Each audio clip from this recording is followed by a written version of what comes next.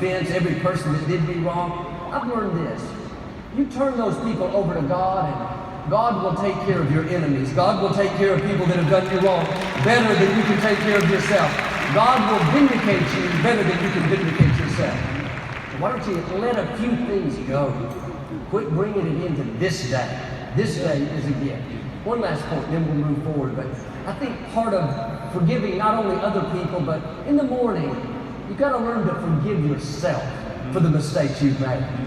Talk to a lot of people. Well, Joe, you say God's got good things in store, but man, I blew my marriage, or I wasted years on drugs. I didn't raise my kids right. Listen, we've all made mistakes in the past. You can't do anything about yesterday, but you can do something about right now. I can promise you this, no mistake you made is too much for the mercy of God. God can still get you to where you're supposed to be if you'll get rid of the guilt, the condemnation. Quit letting the accusing voices play all day long in your head. If you'll get rid of that, get back in the game, God can get you to where you're supposed to be.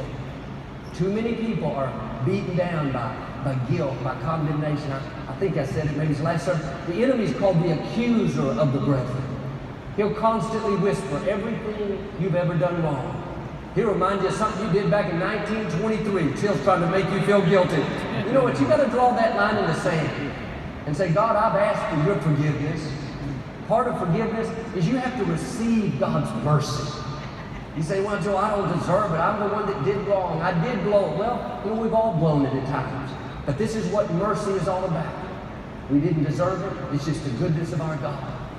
You think about it in the scripture, God is called the God of Abraham, the God of Isaac, and the God of Jacob. I can understand how he's called the God of Abraham. Abraham was a great man, father of our faith. I can understand how he's called the God of Isaac. Isaac was extremely obedient, even willing to be sacrificed. But when it says he's the God of Jacob, that doesn't make a lot of sense. If you know the story, Jacob was a cheater. He went around deceiving people. He was known for his poor choices, yet he's called the God of Abraham, Isaac, and Jacob. What was God saying? I'm not just the God of perfect people, not just the God of people who have never made a mistake, people who have never blown it. I'm the God of people who have failed, the people who have had a rough past, the people who have made mistakes. It's interesting, later in life, Jacob got things turned around. He got on the right path. God even changed his name from Jacob, which means deceiver, to Israel, which means prince with God. He could have been known as the God of Abraham, Isaac, and Israel. His new name, once he was redeemed and restored, that makes more sense to me. But God on purpose left it the God of Abraham, Isaac, and Jacob to forever settle it. I'm not just the God of perfect people, I'm the God of imperfect people too.